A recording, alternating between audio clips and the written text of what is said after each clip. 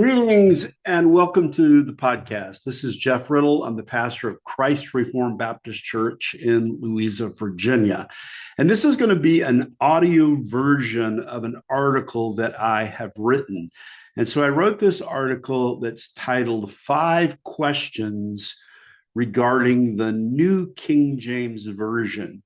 And this article just came out in the July to September 2024 issue of the Bible League Quarterly, which is a journal that's published by a ministry in the United Kingdom that's called the Bible League Trust.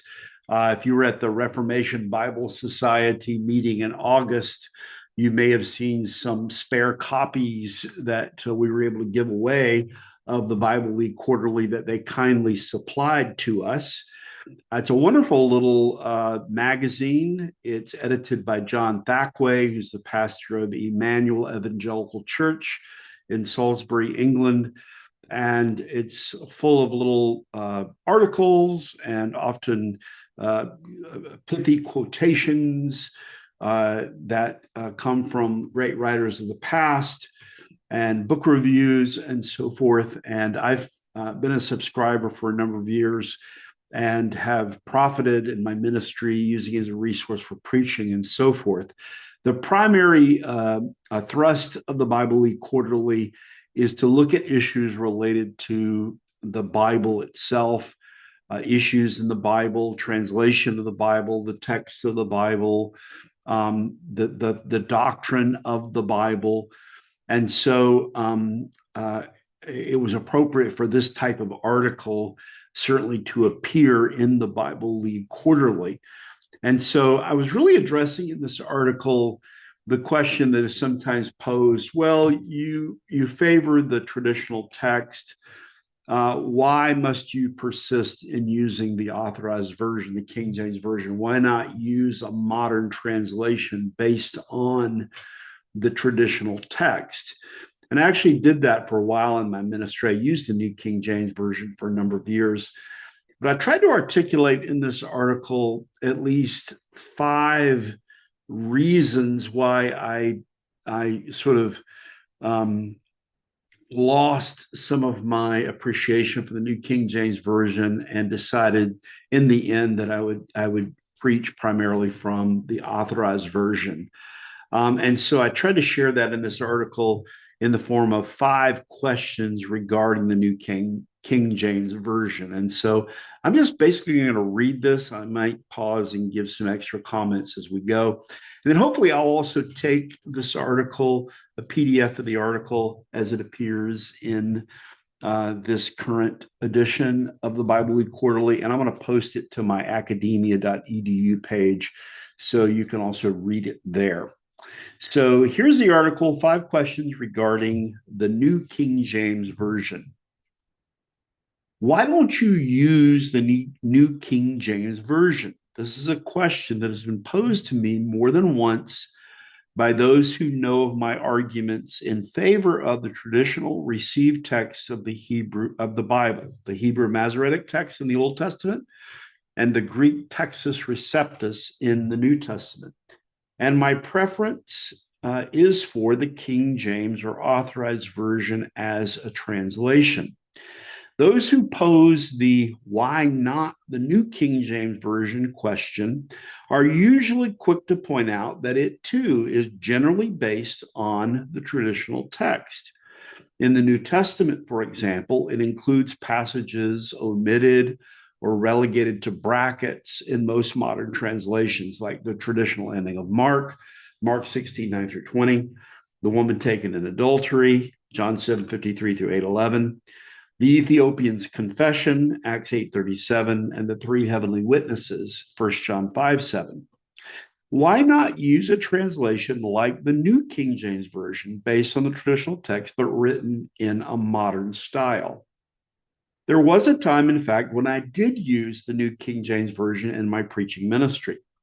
I had grown up using the KJV, but began using modern translations in my university, seminary, and early ministry days until I increasingly discovered problems with their underlying modern critical text.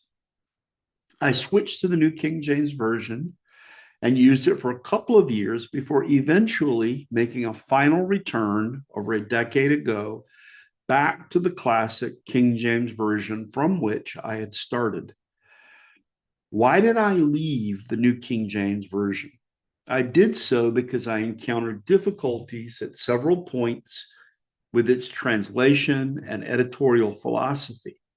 Here is a summary of at least 5 of the significant challenges I encountered with the New King James Version. First of 5 challenges, capitalization of divine pronouns, ? As with many modern evangelical translations, the New King James Version capitalizes divine pronouns.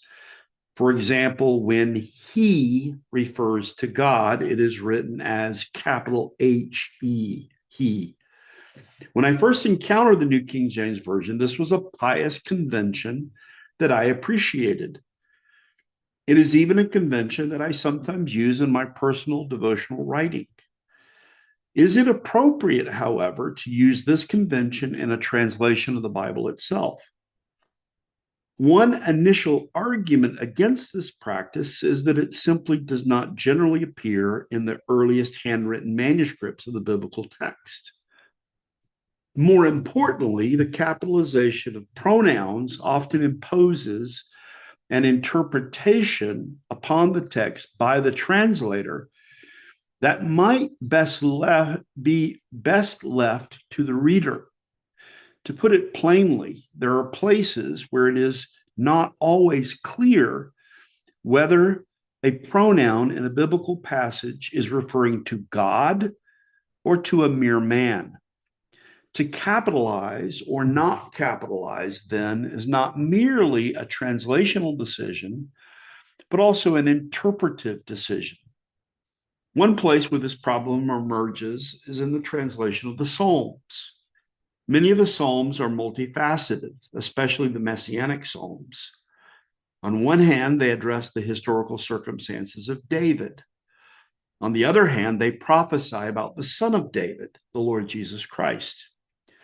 The New King James Version's translation of Psalm 22, verse 21 reads, "You have answered me," where the me is a capital M-E. In his translation of Psalm 69, verse 21, however, it reads, "They also gave me gall for my food," where both the me and the my are written in lowercase letters, not capitalized. Why is it capital M-E, me, in Psalm 22:21, but lowercase m-E, me, in Psalm 69:21? Is Psalm 22 the voice of Christ, but Psalm 69 the voice of David only? In truth, both Psalms are the voice of David and the voice of Christ. The capitalization of pronouns, however, can confuse the reader about this matter. Aside from the Messianic Psalms, this problem emerges in other places also. One notorious example may be found in the New King James Version rendering of 2 Thessalonians chapter 2, verse 7. Quote, "For the mystery of lawlessness is already at work. Only he, capital H-E, who now restrains will do so until he, capital H-E, is taken out of the way," end quote. Of course, that's from the New King James Version. One will notice that the capitalized pronoun he, capital H-E, appears twice in that verse in the New King James Version. The translation offers the interpretation that there will be a divine agent, i.e., the Holy Spirit, and not a mere human agent, which will restrain the so-called man of sin or son of perdition mentioned in verse 3. And then this agent will be taken out of the way. A plain sense reading of the text does not exclude the possibility, however, that this restraint will be accomplished by means of a human rather than a divine agent. In the end, it is best to render the pronouns with a lowercase e, lowercase h-e, allowing for either possibility. This is the way it is rendered in the King James Version of 2 Thessalonians 2:7, which reads, "For the mystery of iniquity doth already work, only he, lowercase he, who now letteth, will let until he, lowercase he, be taken out of the way," end quote. Second of these 5 questions: the use of quotation marks for direct speech, question mark. Another translation issue for the New King James Version and other modern English translations is the use of quotation marks to indicate a record of direct speech. Quotation marks do not appear in the extant handwritten Hebrew and Greek manuscripts of the Bible. The earliest Protestant translations of the Bible, like the King James Version, also do not make use of quotation marks to set apart direct speech. In this manner, they convey, according to formal correspondence, the text as it appears in the original language manuscripts and printed editions. There are, of course, natural indicators in many cases within the text which convey to the reader when direct speech is recorded. This can usually be understood without quotation marks. One example of this is seen in the King James Version translation of John 8, verse 12. "Then spake Jesus again unto them, saying, I am the light of the world.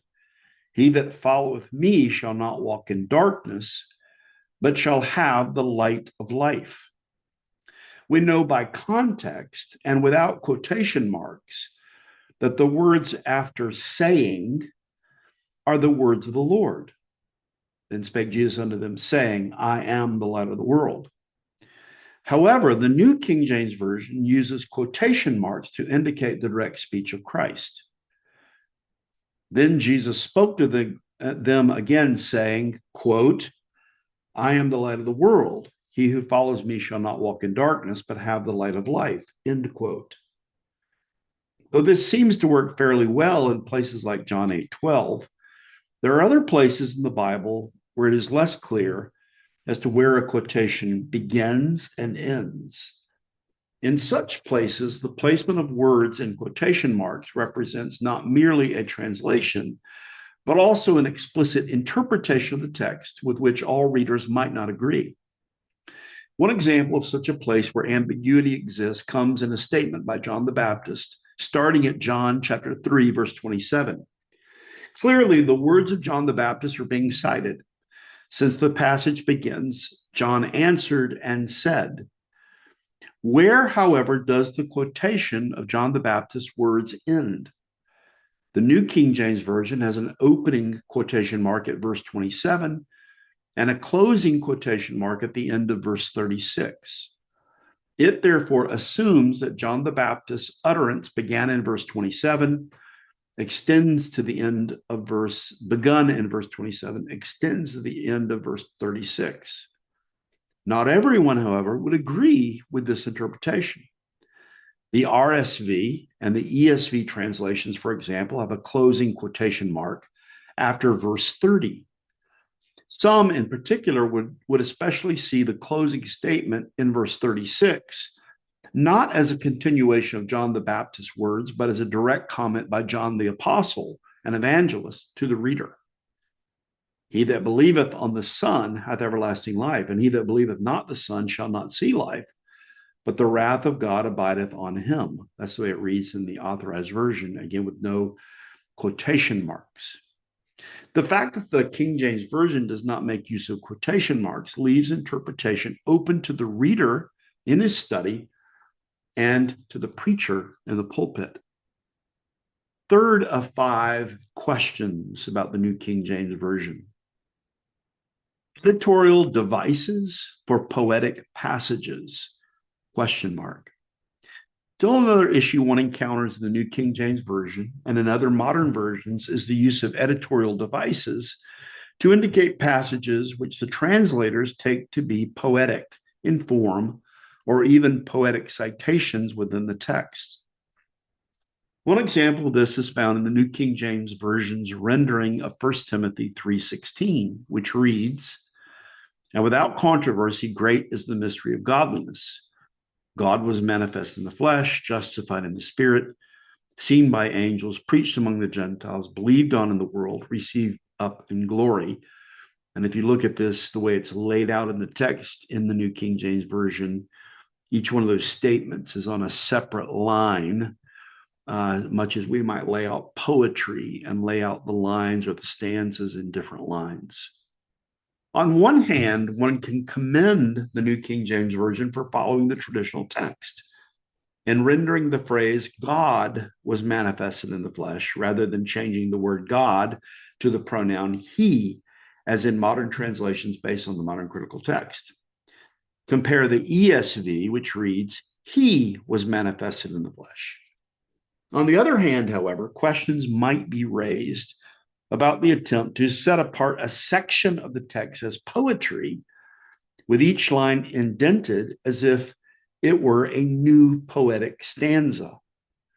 The King James Version puts all the text in a block format, even in places like the Psalms. So at 1 Timothy 3:16, it reads in the King James Version, and really you're going to see this on the page, it's a block quotation. And without controversy, great is the mystery of godliness. God was manifest in the flesh, justified in the spirit, seen of angels, preached unto the Gentiles, believed on in the world, received up into glory. Such a layout best reflects how this passage appears in the extant handwritten witnesses to the New Testament. There are no explicit indications in the words of the text itself that this passage was originally composed as poetry. The decision to print part of this verse in a poetic style in the New King James Version represents an interpretation by the translators. This decision was probably influenced by various modern historical critical theories popular in the 19th and 20th centuries and influenced by source criticism, suggesting that there are places in the New Testament where the authors were implicitly quoting from various sources. Some might suggest, for example, that the part of 1 Timothy 3:16 set apart as poetry was taken from an early Christian creedal statement or a hymn. This, however, is not made explicit anywhere in the text, and this passage might just as well be an original, inspired, didactic prose composition by the Apostle Paul. It is best, therefore, simply to leave it in a standard block format. Fourth of 5 questions about the New King James. Editorial, paratextual, interpretive material, question mark. Yet one more facet of some modern translations, including the New King James Version, worthy of critical scrutiny, is the imposition of paratextual interpretive material. This includes paragraph or section headings. It also includes interpretive directions added by the translator that might be confused with the text itself.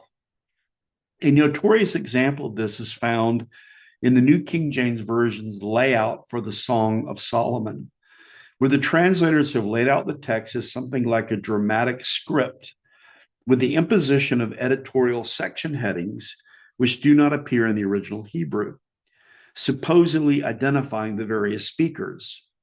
These editorial labels introduce various sections as being spoken by the Shulamite, where the letters are written in all capital letters, or the beloved, or the daughters of Jerusalem, etc.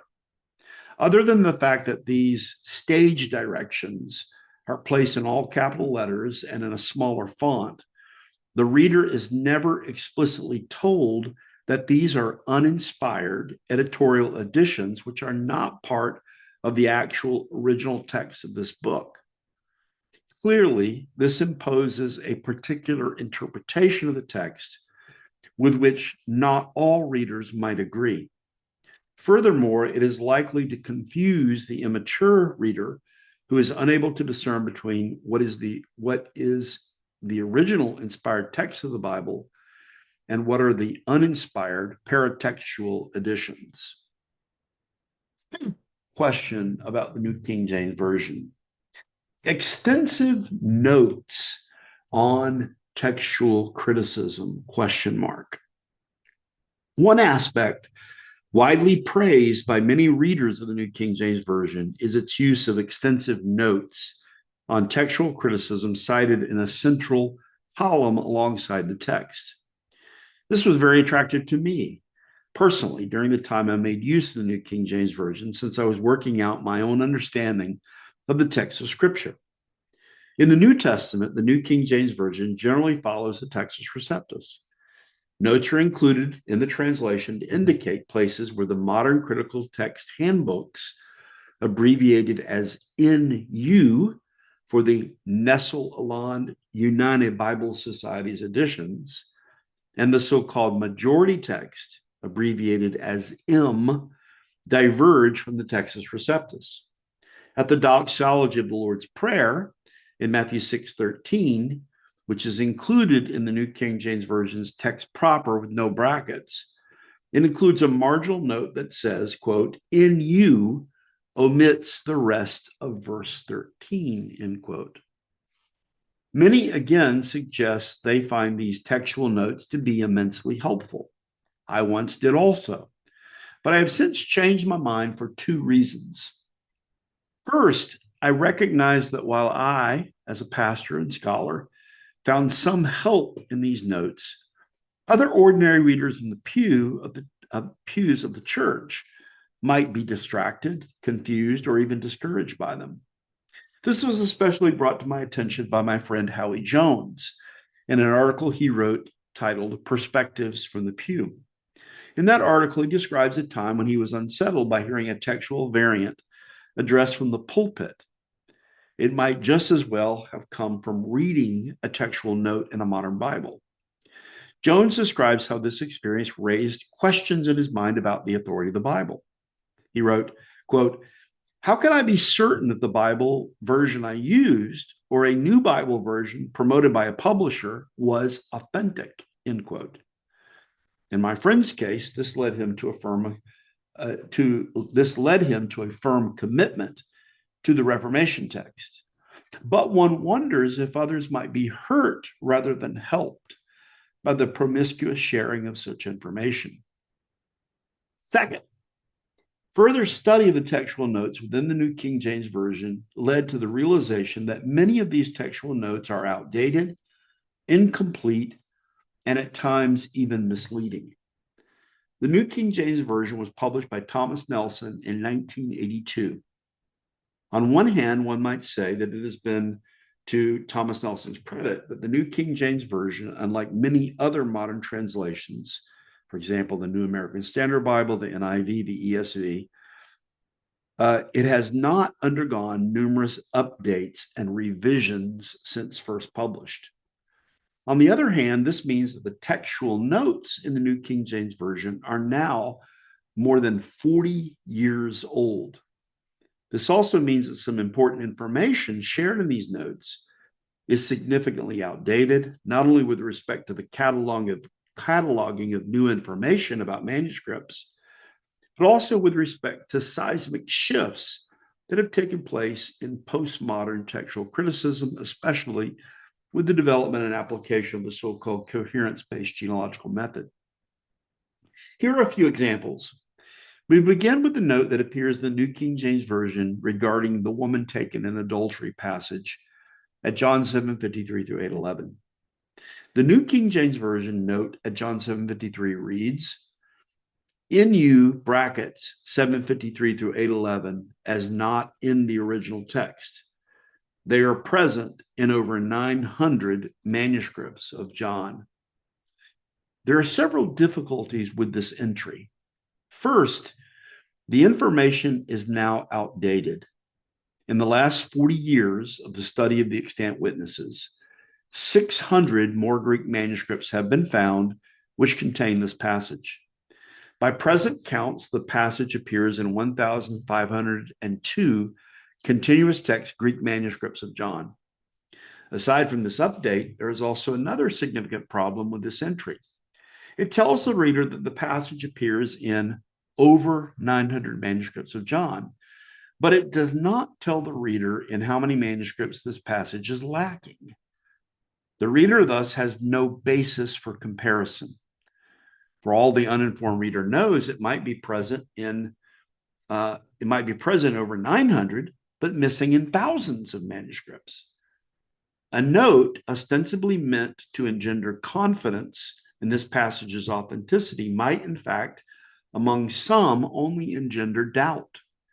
In fact, according to the most recent information, this passage is present in about 85% of extant manuscripts and missing in only about 15%. Of course, the brief note also cannot adequately discuss the quality of these manuscripts, the evidence from the patristic writers, and the reasons some early scribes might have suppressed this passage.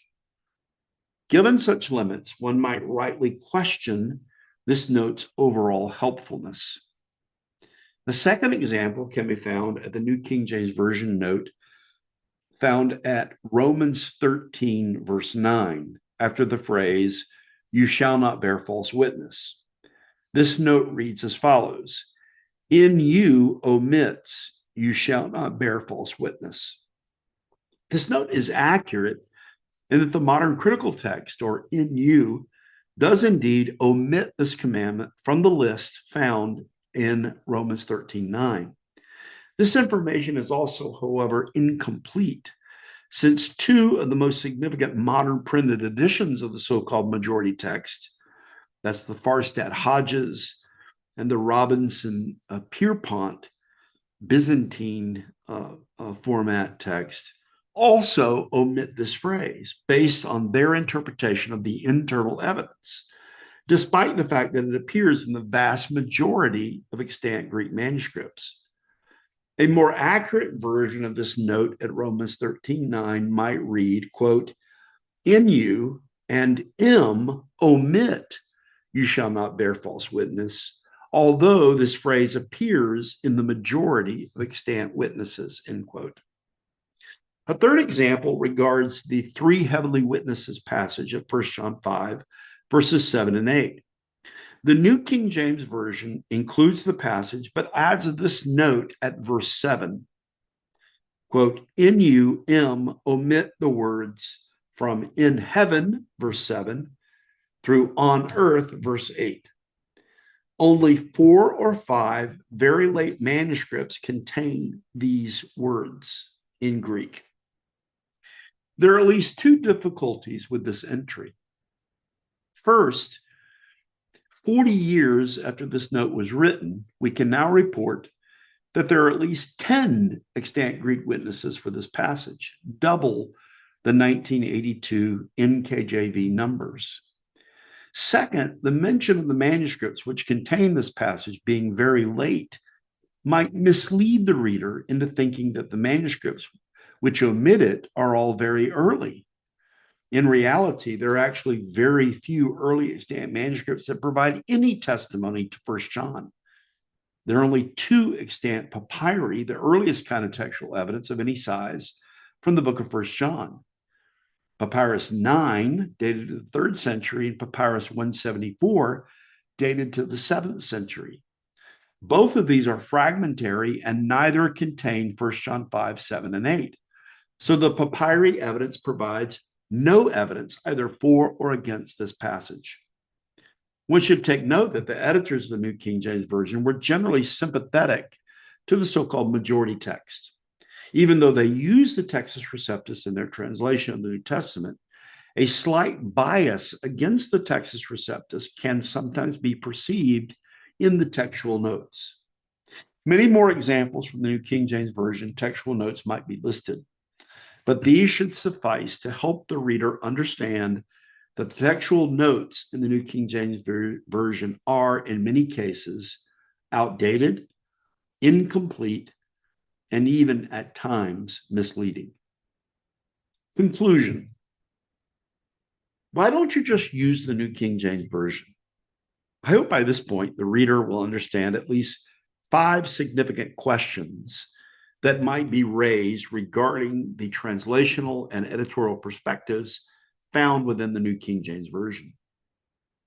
These questions and others should make one pause before uncritically abandoning the classic Protestant English translation of the Bible and embracing this or any other modern translation.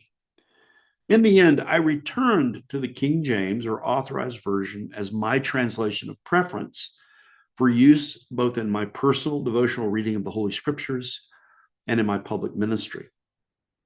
In a national Bible rally held at the Royal Albert Hall in London on October the 24th, 1961, to mark the 350th year of the King James Version's publication, D. Martin Lloyd-Jones exhorted, quote, "What we need, therefore, is not to replace the Authorized Version. We need rather to teach and to train people up to the standard and language and dignity and glory of the old Authorized Version," end quote. This exhortation seems as timely, wise, and reasonable now as it did then. And that ends this article that I have written regarding 5 questions regarding the New King James Version. There's also a little note to the reader at the end of the article that says, "Our readers may like to know that, God willing, Dr. Riddle will be the preacher at the Salisbury Conference this year, 4 through 6 of October." And there's a link to a website at Emmanuel Church. And indeed, the first weekend in October, God willing, I will be over there in Salisbury, England, and will be teaching on Friday night, and then three messages on Saturday, October 5, and then preaching, God willing, on the Lord's Day, October 6 there. So if you're in the Salisbury, Southern England area, I'd love to have you come and get a chance to meet you in person. Anyways, I hope this little article has been helpful for those who are reading. Again, I'm going to post a written form of this on my academia.edu page. The